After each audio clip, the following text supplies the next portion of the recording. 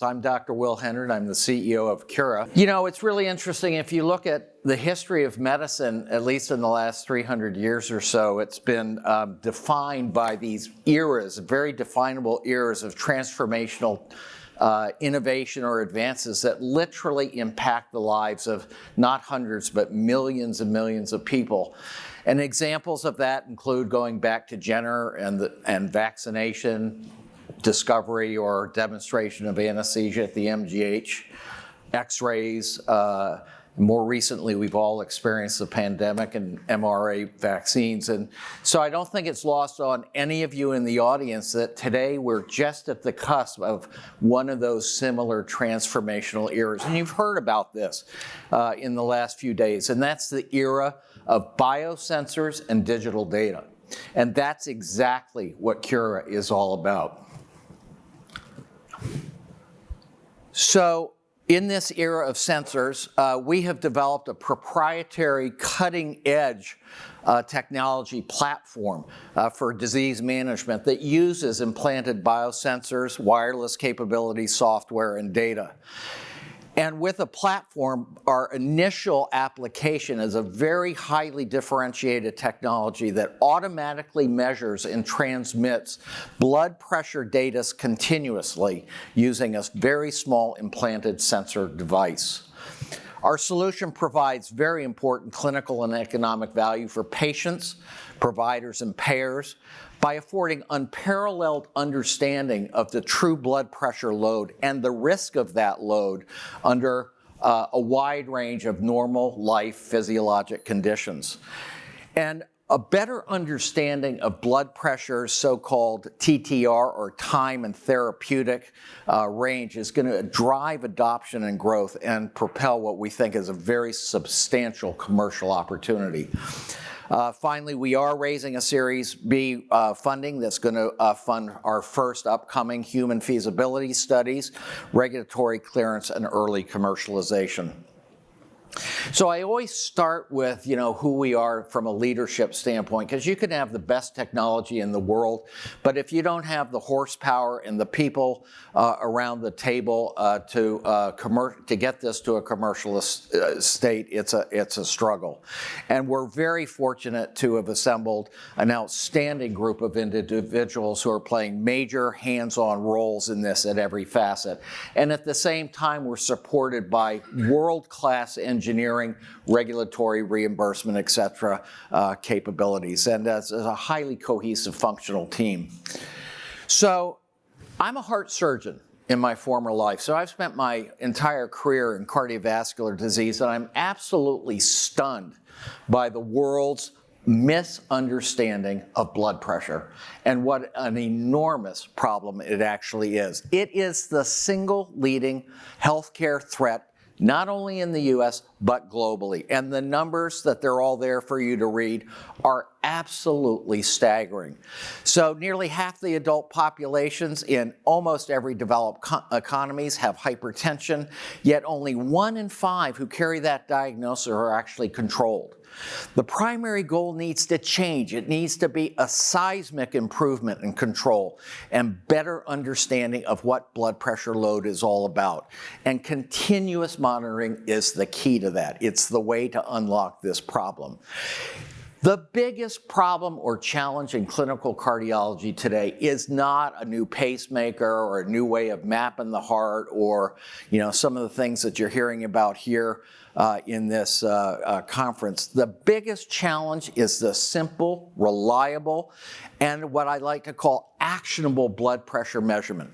And the current standards that exist today for ambulatory blood pressure monitoring are simply inadequate, and you cannot argue with that. And Qura is a move from this passive reactive management philosophy based on incidental ambulatory or clinic blood pressures to really a proactive and preventive focus using real-time data. And our path is going to improve our understanding of blood pressure load and patient risk, and we think much in the same way that the measurement of hemoglobin A1C and using continuous monitoring has has revolutionized the treatment of diabetes. So our solution automatically delivers actionable data not only to the patient and care team, and by being an implant, provides and drives unprecedented patient compliance, which is a huge issue in patient care in general, and especially in hypertension. So why does this matter? Why is it important? Well, the reality is that we provide tremendous value across the entire healthcare chain. So for the patients, I already mentioned that patient noncompliance is a huge problem and plays a major role in the terrible results that are currently had in the treatment of this disease. And we eliminate that problem entirely through our technology, our approach, and having an implant that measures this automatically. Patients really don't need to do anything. And the patients are also, just like with the continuous glucose story, empowered through understanding their own blood pressure load, knowing their numbers, and this leads obviously to a path with better adherence and results. For the providers, the physicians and caregivers will have a much better understanding of what is happening with the patient over time and the true effects of blood pressure and its load. You know, more data, better estimation of the TTR and the area under the curve of blood pressure is going to result in much better outcomes and better decision-making and outcomes. And finally, for the payers, of course, they will benefit from an overall lower cost of care, particularly with our first segmented group of those who are really high risk from hypertension and chronic patients, as well as better quality metrics in general. So this is how it works. So our system is called QSmart, and the device itself is the QSense, and it is a small, just a little under an inch in length subcutaneous implant, which is placed on top of the easily accessed radial artery.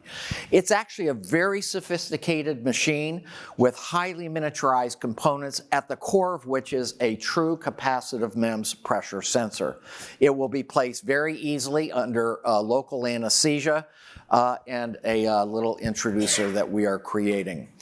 From there, this will automatically and on a continuous and programmed basis accumulate blood pressure measurement, transmit it to the cloud where data analytics reside, and from there it can be distributed literally not only to the patient immediately, but to patient caregivers, the medical record of whatever. So we have some really important differentiators in our story, the first of which is the technology, and we've really built this around 5 pillars of innovation. One, we've perfected the art of extreme miniaturization. We have a game-changing encapsulation process, which is novel for hermetic sealing of the components and biocompatibility. We actually have a battery in this, and so it's a so-called active implant, and that's really key to freeing up the patient from having to do anything.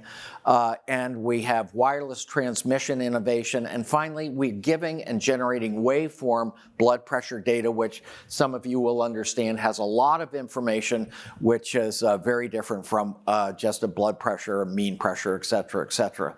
All of this has been well tested and validated, and we have unequivocally proven that what we are doing and how we are doing this is absolutely equivalent to having an intra-arterial catheter in place. And some of you will understand that that is the gold standard that every medical student learns is the gold standard for blood pressure measurement. We have a very substantial IP portfolio that is expanding, 17 to date with number 18 on my desk back home in Boston.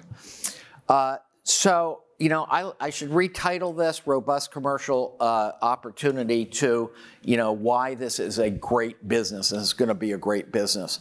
We have a disruptive solution for, as I indicated, high-risk hypertension, and we'll have immediate commercial value that will drive adoption and starting in value-based care systems where payers and providers are focused on optimizing outcomes and care. And I think most of you are aware that CMS Medicare has actually set the goal of 100% Medicare recipient beneficiaries being in accountable care relationships by the year 2030, so fast coming.